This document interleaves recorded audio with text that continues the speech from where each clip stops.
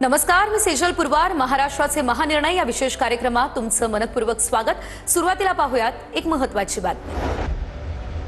मुंबई शहरातील वाहतूक कोंडी कमी करण्यासाठी आणि नवी मुंबई आंतरराष्ट्रीय विमानतळाचा प्रवास हा अधिक सुलभ करण्यासाठी महत्त्वाकांक्षी ऑरेंज गेट ते मरीन ड्राईव्ह शहरी बोगदा प्रकल्पाचा मुख्यमंत्री फडणवीस यांच्या हस्ते शुभारंभ करण्यात आलाय आणि या प्रसंगी टनेल बोरिंग मशीनचं लोकार्पणही करण्यात आलेलं आहे.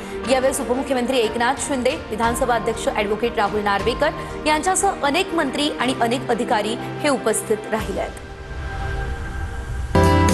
ऑरेंज गेट बोगदा प्रकल्पाचे फायदे. कोस्टल रोड आणि ईस्टर्न फ्रीवे जोडला जाणार. प्रवासाचा वेळ 15 ते 20 मिनिटांनी कमी होणार. इंधनाची मोठ्या प्रमाणात बचत होणार.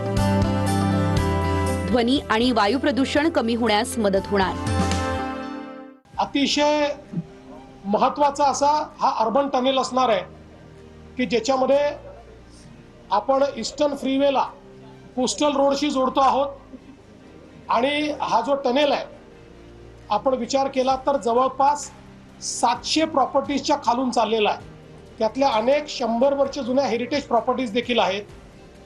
ईस्टर्न रेल्वे आणि सेंट्रल रेल्वे या दोन्हीच्या लाईन्स खालनं तो चाललेला आहे.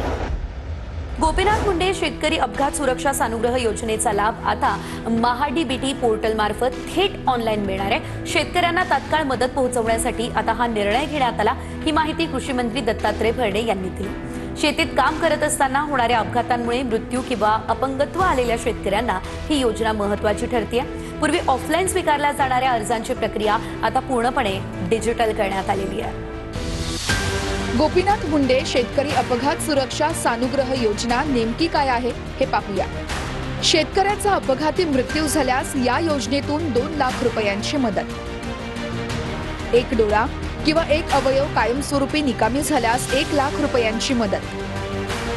2025-26 या वर्षाकरिता या योजनेसाठी 120 कोटी रुपयांची तरतूद. केंद्र शासनाच्या सूचनेनुसार महाराष्ट्र राजभवनाचं नाव आता लोकभवन करण्यात आलेलं आहे. या संदर्भात राजभवन प्रवेशद्वारावरील नाव 3 डिसेंबरला रात्री बदलण्यात आलं.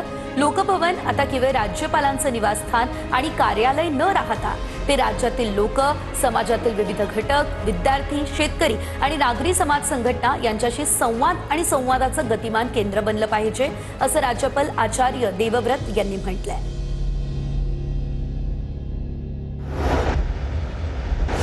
प्रसिद्ध फुटबॉलपटू लिओनेल मेस्सी मुंबई दौऱ्यावरती येणार असल्याची माहिती मुख्यमंत्री देवेंद्र फडणवीस यांनी दिली आहे. मुख्यमंत्री देवेंद्र फडणवीस यांच्या नेतृत्वाखाली राज्यातील विशेषतः ग्रामीण भागातील फुटबॉलचा विकास साधण्यासाठी प्रोजेक्ट महादेवाची अंमलबजावणी केली जाते आणि यासाठी 60 मुलं आणि 60 मुलींना सिलेक्ट करण्यात आलंय. यातील मुलं आणि मुलांमधील प्रत्येकी 30 जणांना 14 डिसेंबरला प्रसिद्ध फुटबॉलपटू लिओनेल मेस्सीच्या हस्ते आणि मुख्यमंत्र्यांच्या हस्ते 5 वर्षांची स्कॉलरशिप दिली जाणार आहे आणि त्यामुळे तरुण फुटबॉलपटूंसाठी ही एक मोठी संधी असणार आहे. महाराष्ट्र शासनाच्या पर्यटन आणि सांस्कृतिक कार्य विभागाकडून एक मोठा निर्णय घेण्यात आलाय. आग्र्यामध्ये छत्रपती शिवाजी महाराज यांचं स्मारक उभारण्यासाठी समिती स्थापन करण्यात आली आहे आणि या समितीच्या स्थापनेचा शासन निर्णय जाहीरही करण्यात आला. या समितीमध्ये पर्यटन मंत्री शंभूराज देसाई, राजशिष्टाचार मंत्री जयकुमार रावल, पर्यटन राज्यमंत्री इंद्रनील नाईक यांच्यासह शासकीय अधिकारी आणि इतिहास तज्ज्ञांचा समावेश आहे. आणि आता पाहूयात आणखी एक महत्त्वाची बातमी. कल्याण डोंबिवली महापालिका क्षेत्रातील संत सावराम महाराज म्हात्रे क्रीडा संकुलाच्या पुनर्विकासाच्या कामाचं तसेच सावित्रीबाई फुले नाट्यगृहाच्या नूतनीकरणाच्या कामाचं भूमिपूजन उपमुख्यमंत्री एकनाथ शिंदे यांच्या हस्ते संपन्न झालंय. क्रीडा संकुलामुळे खेळाडूंना एक आंतरराष्ट्रीय दर्जाचं क्रीडा संकुल आता उपलब्ध होणार आहे.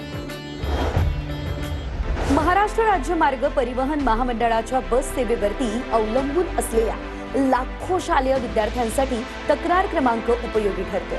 परिवहन मंत्री प्रताप सरनाईक यांनी नुकताच 1800-221-251 हा टोल फ्री हेल्पलाईन क्रमांक सुरू केला. विद्यार्थ्यांची सोय आणि सुरक्षितता हा हेतू ठेवून सुरू केलेल्या या हेल्पलाईनवरती अवघ्या काही दिवसांमध्ये 308 तक्रारींची नोंद झाली आहे. यांची नोंद घेत तात्काळ विद्यार्थ्यांच्या समस्या दूर करणं हे शक्य होतं. महाराष्ट्राचे महानिर्णय या विशेष कार्यक्रमात आता वेळ झाली आहे इथेच थांबण्याची. नमस्कार.